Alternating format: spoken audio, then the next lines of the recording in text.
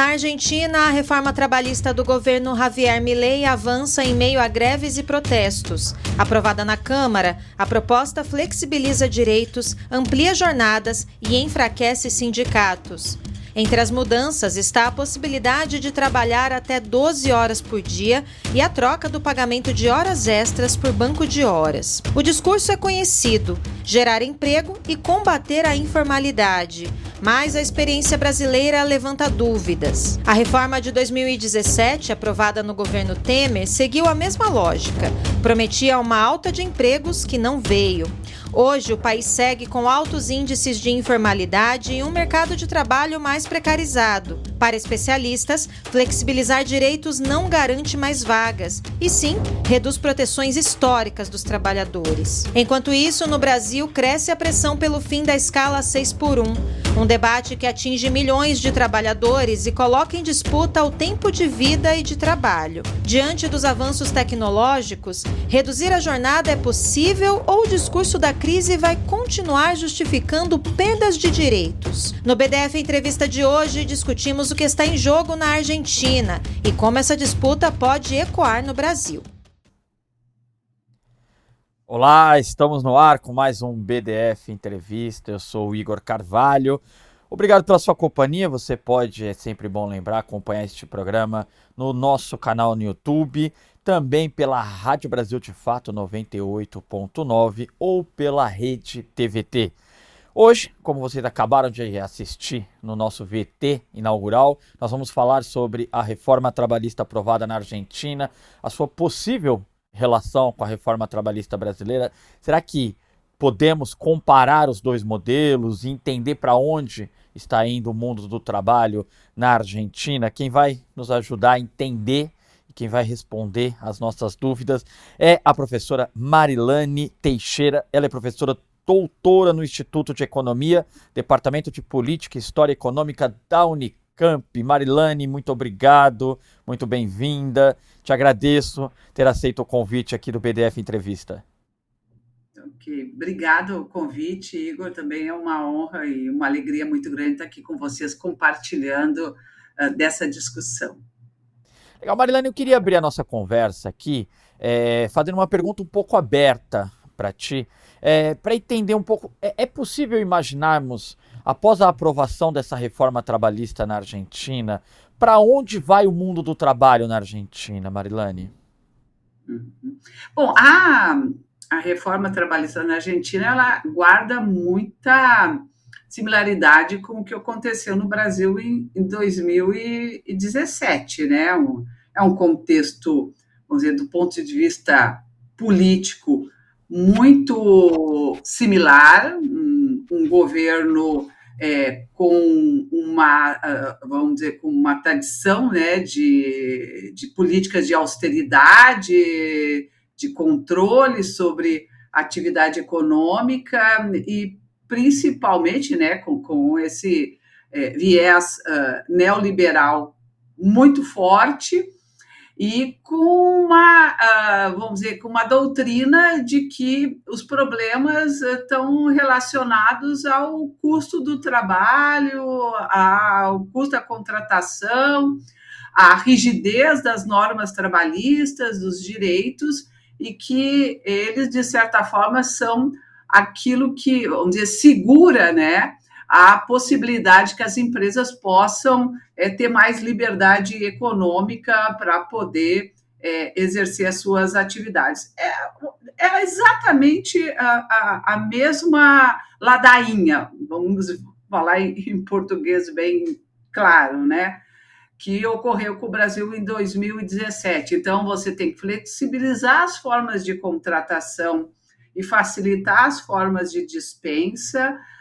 Você tem que flexibilizar principalmente aspectos relacionados à jornada de trabalho, né? Então, por isso, a questão da possibilidade de você ter uma jornada de até 12 horas, que guarda muita similaridade que aconteceu no Brasil com a introdução da 12 por 36, né? Que era prevista em algumas situações excepcionais e que se generalizou a partir da reforma de 2017, a constituição de banco de horas, que também tinha uma previsão legal, mas que também se generalizou para todas as situações e condições de trabalho a partir da nossa reforma de 2017. Então, digamos que ela segue o mesmo receituário, né? Você flexibiliza direitos, cede às pressões empresariais e dos grupos econômicos. No caso do Brasil, a reforma trabalhista de 2017 era uma colcha de retalhos, ela não tinha coerência interna, ela era, na verdade, um conjunto de demandas que foram geradas a partir dos setores empresariais e que compôs o que a gente conhece como sendo a reforma trabalhista de 2017. Ela atendia demandas específicas de determinados setores, né? Então, para os setores, por exemplo, ligados à saúde, interessava a questão da jornada 12 por 36, para o setor rural interessava a questão da eliminação do percurso, né, do período de percurso da jornada de trabalho. Para os setores industriais era, vamos dizer, conveniente que se ampliasse as possibilidades de introdução de banco de horas e redução do intervalo para o almoço. Então, a reforma ela vai se compondo de interesses específicos de setores econômicos. Por isso que, e eu acho que no caso da Argentina, isso também se realiza, e na prática isso vai aparecer, como é o caso do Brasil, quando você olha os efeitos da reforma trabalhista no Brasil hoje, eles estão fragmentados de acordo com os interesses particulares e específicos dos setores econômicos. Então, aquela promessa que é como na Argentina, de que nós precisamos enfrentar o problema do desemprego, enfrentar o problema da informalidade, porque na Argentina é exatamente o mesmo discurso que foi feito em 2017. Nós estamos com uma taxa de desemprego alta em decorrência de uma crise econômica, é a crise que iniciou em 2015, 2016, né, que gerou mais de 2 dígitos, né, de desemprego no Brasil, ampliou a informalidade, na Argentina também, é uma crise que se arrasta já há alguns anos pelo modelo econômico e se aprofunda pelas políticas de austeridade que o atual governo vem implementando, né? Então, é a promessa de que nós vamos enfrentar a informalidade e o desemprego, como no Brasil, e o que se viu no caso brasileiro e o que vai acontecer também com a Argentina, não precisa não ter uma bola de cristal para adivinhar, a gente sabe dos limites desse tipo de medidas que são adotadas. O desemprego no Brasil só arrefeceu a partir do crescimento econômico, que ocorre só a partir de 2022, 2023, especialmente, e a taxa de informalidade cai também como decorrência dessa retomada da atividade econômica a partir de 2026. Então, as grandes promessas que estavam em torno da geração de emprego e de redução da informalidade, elas não ocorreram no contexto de implementação dessas medidas, mas sim num cenário econômico mais favorável, no caso do Brasil 2023 e no caso da Argentina, provavelmente no próximo governo, porque não vai ser nesse governo que isso vai ocorrer. Agora, Marilane, essas reformas, elas vêm normalmente atravessadas justamente pelo que a senhora nos alertou agora, de um discurso de que o mundo do trabalho e que os trabalhadores precisam colaborar com a retomada da economia do país, com a recuperação, a atualização dos modelos de contratação e que essa conta acaba ficando com o trabalhador. Nós temos visto essa agenda, pelo menos aqui no continente, desde a década de 1990, essa agenda ser implementada de tempo tempos em tempos. Nós temos no continente ou fora do continente, nós temos algum exemplo de país que implementou uma reforma em que os trabalhadores são vilipendiados, têm seus direitos vilipendiados, mas que a partir dessa reforma houve uma retomada da economia, houve geração de empregos, houve melhor qualidade de trabalho para a massa trabalhadora? Bom, do ponto de vista da América Latina, não tem absolutamente nenhum exemplo, e também não conheço nenhum exemplo que a gente possa tomar como referência de que medidas como essa possam ter tido um impacto positivo, porque ela surge como, na verdade, quase como um paradoxo, né? Primeiro, e é importante, eu acho que você chamou a atenção, essas medidas começam a ser implementadas com maior força a partir dos anos 90 em nossos países, né? Principalmente nos países como Brasil, Argentina, México, Chile, né? Que são países que têm uma certa densidade do ponto de vista do processo de industrialização, em que o peso, né, do emprego industrial e de setores dinâmicos na economia ele é muito relevante, né? Então, parte lá do consenso de Washington, né, firmado no final dos anos 80, essa ideia de que são essas medidas flexibilizadoras, juntamente com medidas de abertura econômica, comercial, financeira, e que vão proporcionar a inserção das nossas economias, dessas economias no mundo globalizado, né? Nós estamos falando ali daquele momento em que o Brasil, assim como os vários países da América Latina, né, são forçados a se abrir, a partir de governos liberais, a uma economia mais integrada e globalizada, em que prevalecem as vantagens comparativas. Então, cada país vai poder se dedicar àquilo que ele tem de vocação, né? E no caso dos países da América Latina, o que se espera, né, das economias avançadas é que esses países se dediquem cada vez mais à vocação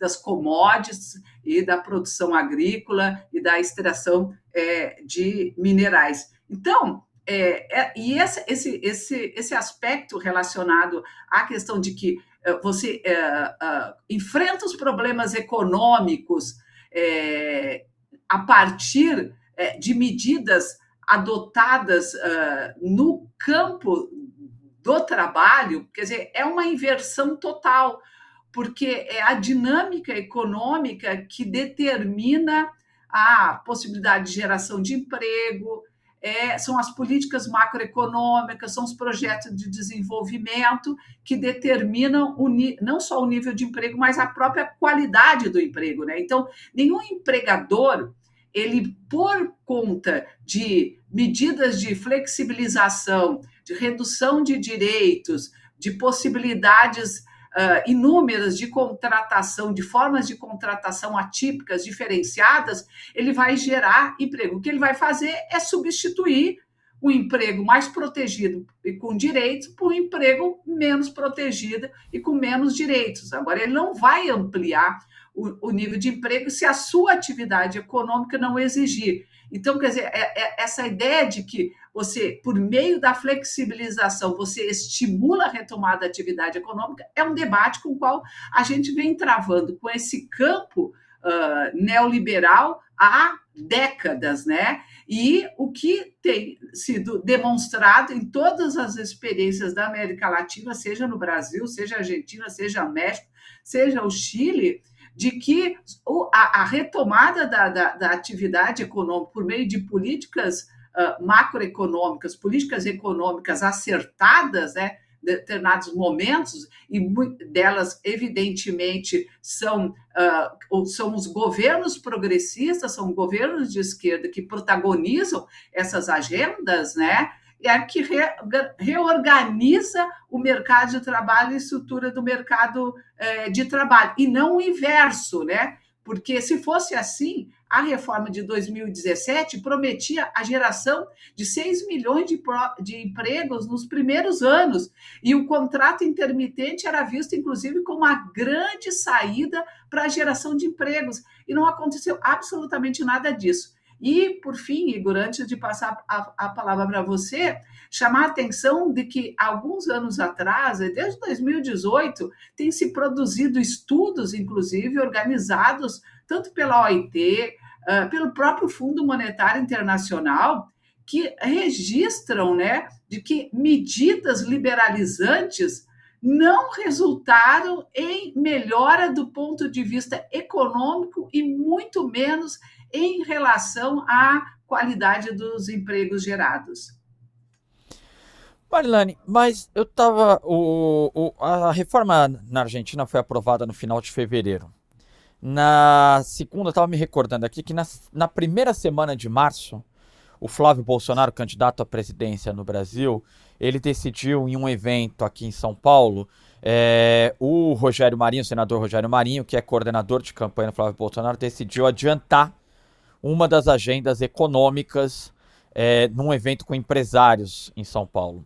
E foi justamente a proposta, o Flávio Bolsonaro pretende apresentar durante a eleição e implementar, caso seja eleito, uma nova reforma trabalhista no Brasil. Ele entende que menos de 10 anos depois, há a necessidade de uma atualização e uma modernização do texto, inclusive falando sobre novas profissões que surgiram a partir do avanço tecnológico.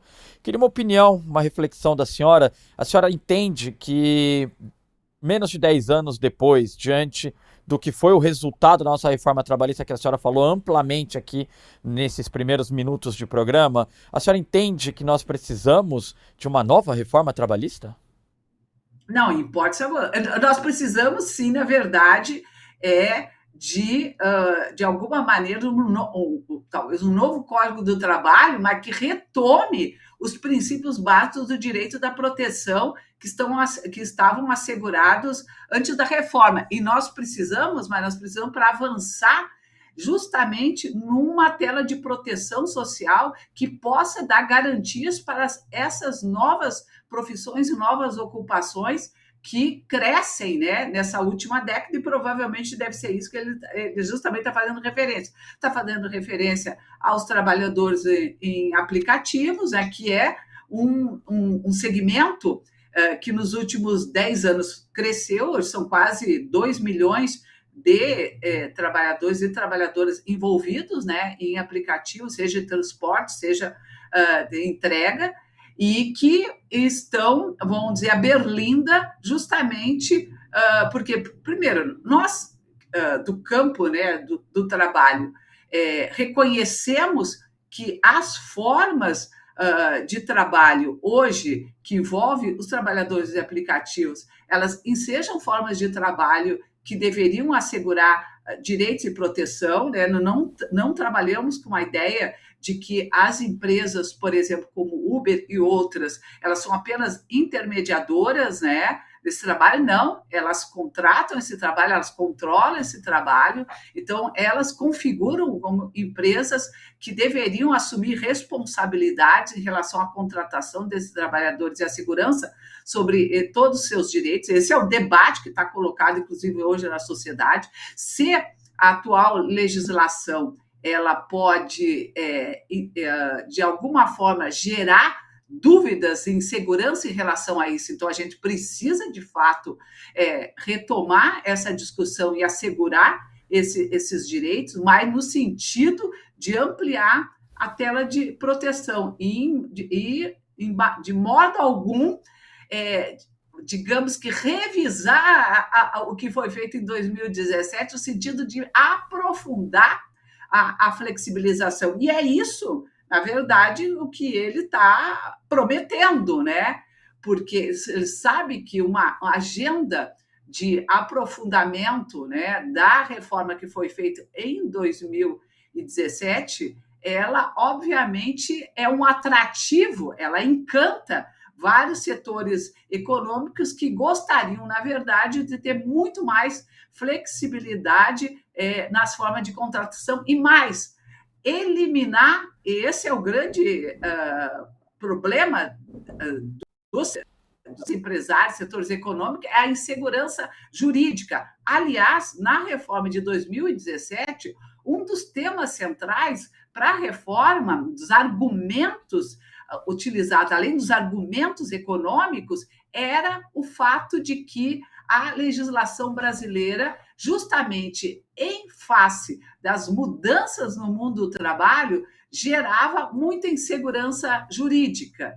Eles não conseguiram eliminar essa insegurança jurídica, porque você tem direitos que estão assegurados, inclusive do ponto de vista constitucional, e que estabelece que se há relação, por exemplo, num trabalho de subordinação, de relação de hierarquia, nós estamos falando de relações de trabalho fraudulenta, escondidas, né, por detrás do PJ, do MEI, do trabalho autônomo. Então, quando vai para a Justiça do Trabalho, a maioria desses casos ele é julgado de forma positiva para os trabalhadores e para as trabalhadoras, porque reconhece-se que há realmente vínculo de subordinação nesse trabalho. O que eles querem? Eles querem eliminar qualquer resquício, qualquer possibilidade de que haja vamos dizer, a identificação, né, o reconhecimento do vínculo do trabalho. Ou seja, é o que, inclusive, está em discussão no STF hoje em relação à questão da pejotização.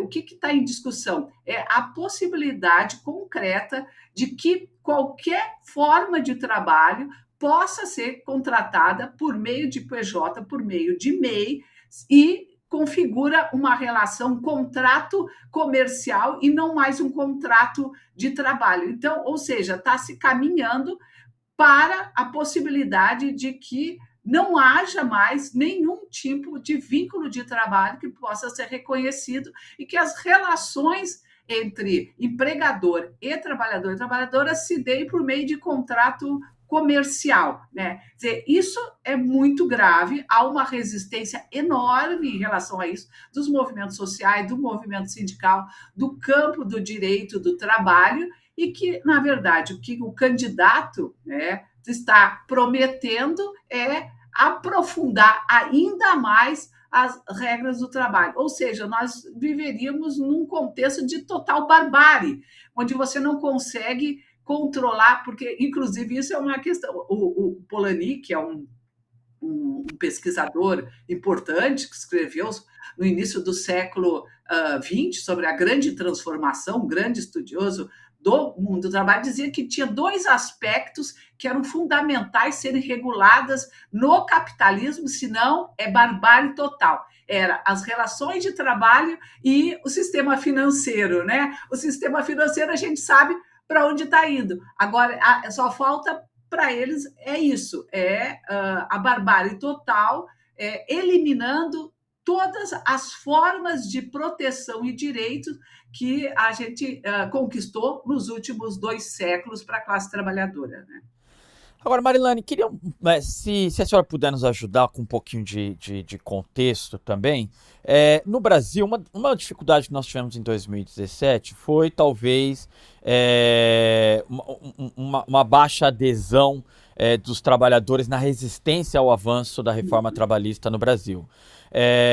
Um dos gargalos aqui que nós temos para a regulamentação do trabalho feito por trabalhadores que usam aplicativos, que têm a relação mediada por aplicativos, é a relação que é muito conturbada entre esses trabalhadores de aplicativo e os sindicatos. Esses trabalhadores de aplicativo não reconhecem nos sindicatos uma representação legítima, uma representação autônoma da categoria.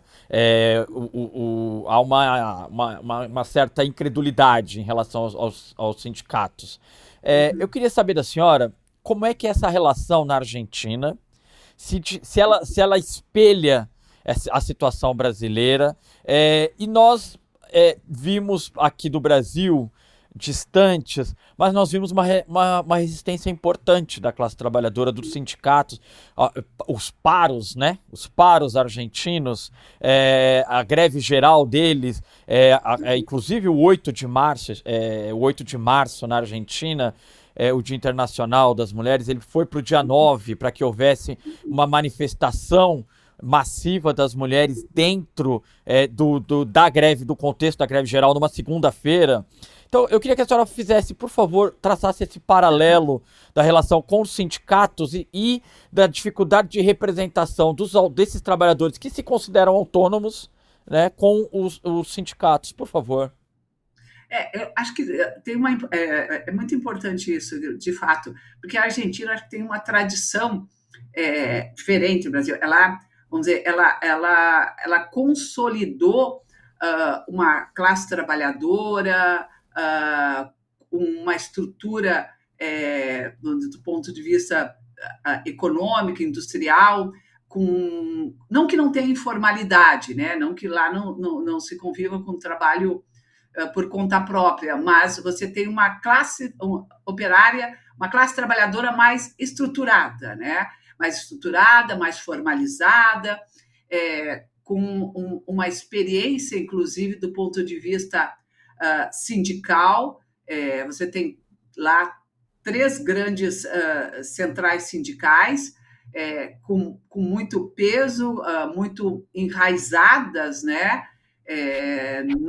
Em vários setores econômicos, uma taxa de sindicalização relativamente elevada na comparação, inclusive, com o Brasil, né, com muito mais tradição de mobilização em torno de agendas que envolvem o tema do trabalho. Então, os sindicatos mais fortes, né, sindicatos nacionais, com muita expressão política, um movimento, inclusive social, e um movimento de mulheres com muita capacidade de mobilização e de enfrentamento. Então, por exemplo, esse momento aí de enfrentamento da reforma trabalhista, a capacidade de mobilização e de paralisação que ocorreu na Argentina, nós não tivemos essa mesma capacidade de enfrentar a reforma trabalhista em 2017 aqui no Brasil.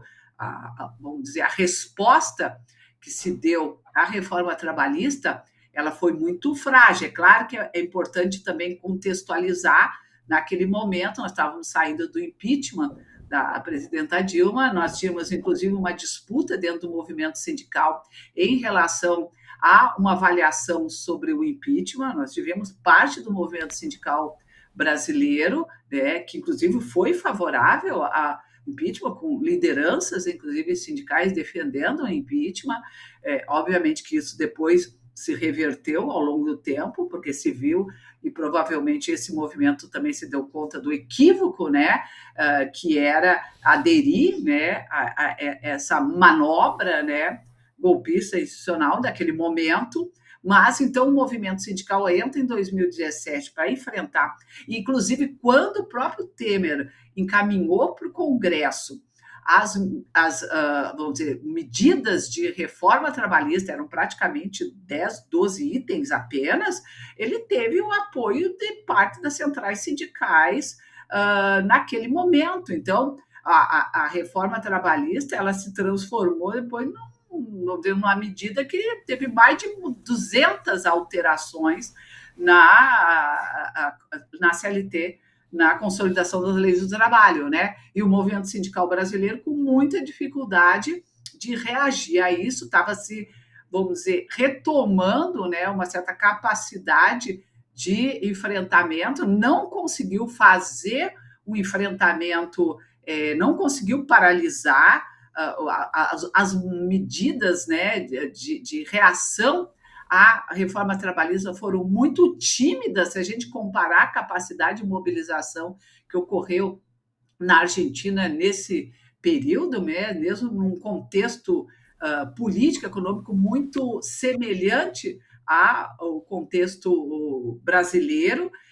A reforma da Previdência, por exemplo, teve muito mais adesão, teve muito mais mobilização e capacidade do que a própria reforma trabalhista no Brasil. Tinha-se uma expectativa de que a reforma trabalhista no Brasil, e isso eu acho que é importante registrar, por parte do movimento sindical, que eu acho que tem uma diferença aí em relação à questão na Argentina, é que, no Brasil, parte do movimento sindical sempre foi muito refratário ao excesso de legislação, porque considera que isso, de certa forma, fragiliza e enfraquece o poder de negociação. A parte do movimento sindical brasileiro que acredita que menos legislação pode implicar no maior poder de negociação, que é um equívoco, porque, na verdade, nós estamos falando de relações absolutamente assimétricas e que os sindicatos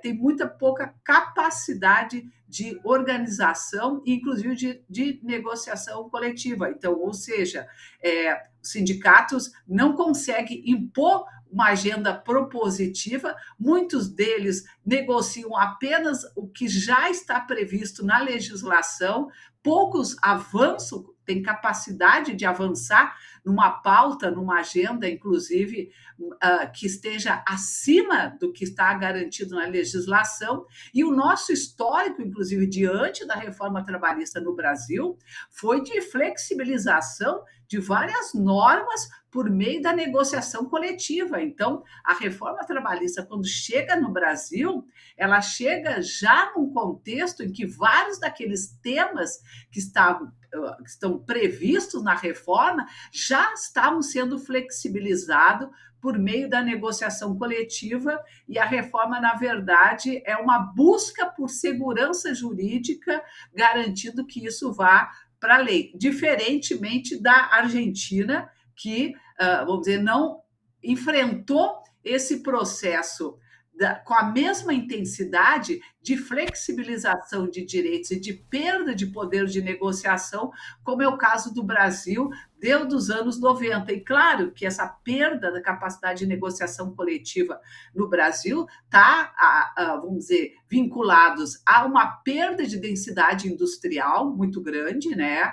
A indústria, que sempre foi os sindicatos mais fortes e organizados, perde poder, né, de negociação, diferentemente da Argentina, que não teve essa mesma, vamos dizer, perda de densidade industrial e, portanto, do movimento sindical mais organizado nesses setores estratégicos, o que fragiliza o movimento sindical brasileiro e ganha muito peso o setor de serviços, que é mais pulverizado, mais fragmentado e mais heterogêneo do ponto de vista da organização sindical, né? Claro, são temas muito complexos que a gente não consegue dar conta numa conversa, né? E que precisa de muito mais aprofundamento, mas eu poderia sinalizar esses aspectos como centrais para a gente entender essas diferenças, né, que se colocam tanto no Brasil quanto na Argentina. Importantíssimo, Marilane. Eu queria. Nós estamos falando aqui de retirada de direitos e o Brasil, nesse momento, tenta avançar na conquista de um outro, que é o fim da escala 6x1. Que, na verdade, é tentar avançar num recuo que demos, né? Então, o que nós vimos desde o ano passado, uma tentativa de pautar a votação do fim da escala 6x1. Isso foi adiado para o começo desse ano. E a negociação parece estar muito complexa. O governo quer que essa votação seja feita até a metade do ano. A oposição, o próprio Valdemar Costa Neto e o Ciro Nogueira já disseram publicamente, é muito difícil um parlamentar em ano eleitoral votar contra o fim da escala 6x1, então que eles trabalharão para que isso não seja pautado esse ano, que seja pautado apenas após a eleição. Eu queria uma opinião da senhora sobre isso. É mais um caso em que nós temos a dificuldade de entrada dos sindicatos nessa disputa. Ela foi feita paralelo às estruturas sindicais. E nós temos hoje em Brasília um lobby das federações de indústria, do agronegócio, a participação do setor empresarial nesse debate ganhou corpo nos últimos 2-3 meses, e isso, evidentemente, pela demora em se pautar, isso evidentemente está influenciando o debate lá no Congresso sobre o fim da escala 6x1. E me parece que, nesse momento, nós temos uma resistência muito maior do governo do que da sociedade civil ao avanço das entidades patronais. Queria uma opinião da senhora sobre isso. Por favor, Marilane. Muito bem. Não, Igor, esse é o tema, eu acho, mais importante da agenda do trabalho nos últimos anos.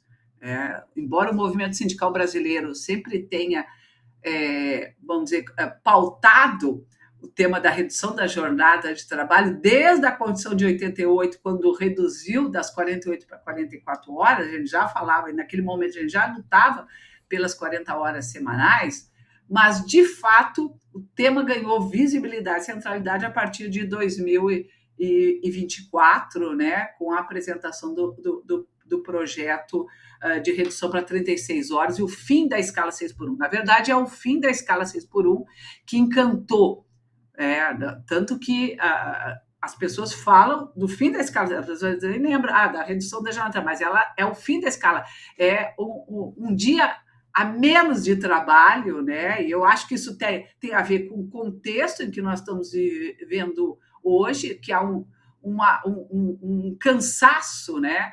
Há uma sobrecarga de trabalho, uma jornada extenuante, em que em setores que, vamos dizer, tem pouca perspectiva de promoção, de crescimento profissional, é uma jornada.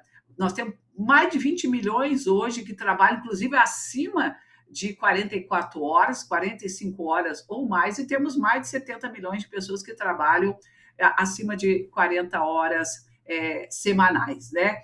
Então, eu acho que tem um clamor, as pesquisas mostram isso, essa agenda tem uma aderência muito grande na sociedade, mesmo entre aqueles que não têm uma jornada extensa, que já estão submetidos a uma jornada, inclusive, inferior a 40 horas, e obviamente que os setores empregadores, eles passam a reagir de forma mais intensa, justamente esse ano, né, quando o projeto ele vai agora para a Comissão de Justiça, né? Então, tem uma tendência, obviamente, é um ano eleitoral, tem uma pressão da sociedade e, portanto, há uma possibilidade concreta, né, de se negociar a redução da jornada de trabalho, porque são vários componentes misturados, né? Vamos dizer que confluem, né, Igor? Tem, primeiro, os próprios setores econômicos estão reconhecendo que, principalmente no setor de comércio e serviços, uma dificuldade enorme por contratação. As pessoas não querem se submeter a uma jornada extensa e a 6 dias de trabalho. Então, há um custo muito elevado na contratação e dispensa. Porque quando você é contratado por um trabalho pouco qualificado, né, você fica lá 2, 3 semanas. Se aparece um trabalho melhor, você dispensa. Então, tem um fenômeno, inclusive, que vem acontecendo, que se chamou a atenção, que foi o aumento ano passado das dispensas motivadas por justa causa. Sempre teve, mas ele ampliou. Por quê? Porque simplesmente tem muitos trabalhadores que ou abandonam o trabalho, ou tem faltas sucessivas justamente para provocar a demissão, mas que ocorre justamente a dispensa por justa causa, porque existe um desconforto com o trabalho. Nós estamos num contexto em que a taxa de desemprego ela é relativamente baixa, o que permite com que o trabalhador e a trabalhadora possam, de alguma maneira, ter um ambiente mais favorável na busca por trabalho, né? Diferentemente de uma taxa de desemprego de 2 dígitos, em que você tem que aceitar qualquer coisa que aparece, né? Então, tem um ambiente, dos setores econômicos já estão reconhecendo que o fim da escala 6x1, a possibilidade de redução da jornada de trabalho é uma questão concreta. Muitas contratações, inclusive hoje, já anunciam como primeiro item a escala 5x2. É claro que aí tem uma malandragem, porque muitos estão reduzindo a escala para 5 dias da semana, mas estão mantendo as 44 horas semanais e, portanto, ampliando a jornada diária, o que não é, por lei, permitido, porque não se pode ultrapassar 8 horas diárias. O ambiente do Congresso é esse mesmo, é um ambiente de tensão, porque, ao mesmo tempo que os deputados tensionam, né, para que o tema os parlamentares de direita e comprometidos com os grupos econômicos para jogar para o próximo ano, então eles dizem o seguinte: nós até admitimos discutir o tema, só que nós queremos tirar ele da agenda eleitoral, claro, porque sabem que estão sofrendo pressão da sociedade. O governo entrou com peso nessa discussão, isso é muito importante, tá? O governo está comprometido com esse debate, redução da jornada de trabalho, porque sabe que é uma agenda central e é sustentável. A gente mostrou por meio de estudos que diferentemente da discussão dos setores empregadores, que vai gerar emprego, gerar desemprego, que vai provocar a redução do PIB, que vai aumentar os custos das empresas, essa é uma discussão política, não é uma discussão de caráter econômico. Então, portanto, a redução da jornada de trabalho pode sim gerar emprego e pode sim melhorar a atividade econômica, além de todos os aspectos relacionados com o bem-estar. Então, eu acho que, assim, Igor, é uma agenda, nesse contexto de disputa, muito importante para a classe trabalhadora, para as centrais sindicais, porque é nessa agenda que se coloca claramente quem são que estão a favor dos interesses dos trabalhadores, dos interesses da classe trabalhadora, e quem está, de fato, comprometido com os interesses econômicos e empresariais. Então, portanto, eu acho que é uma agenda que a gente tem que tensionar no limite para que, de fato, esse tema seja pautado no Congresso até a metade desse ano. Marilane, estamos no absoluto final do programa. Vou te pedir uma ajuda. Eu tenho 1 minuto e meio para uma resposta tua, por favor. Eu queria só uma rápida pincelada. Se a senhora acha que o mundo do trabalho, a vida do trabalhador, o peso que isso terá no debate eleitoral desse ano? Muito grande, porque nós estamos falando das condições, vamos dizer, os salários são muito baixos, a média salarial é entre 1,5 salário mínimo, a classe trabalhadora está tendo que conciliar várias outras formas de trabalho, bicos extras, para poder garantir as condições de reprodução da vida. Então, eu acho que esse é um debate central, as condições de reprodução da vida, né? Nós precisamos enfrentar essa discussão. E não é só debater inflação, é discutir a capacidade da sociedade brasileira, da economia, do país, de gerar empregos de qualidade, gerar empregos com direitos protegidos, empregos com salários decentes. É inviável que hoje se possa viver com um salário mínimo e meio, uma família. Então, é esse o debate que nós precisamos enfrentar, melhorar as condições e a qualidade de vida da classe trabalhadora, gerando empregos com qualidade e com um salário digno. Marilane, te agradeço muitíssimo por emprestar todo esse seu conhecimento aqui para nós no BDF Entrevista.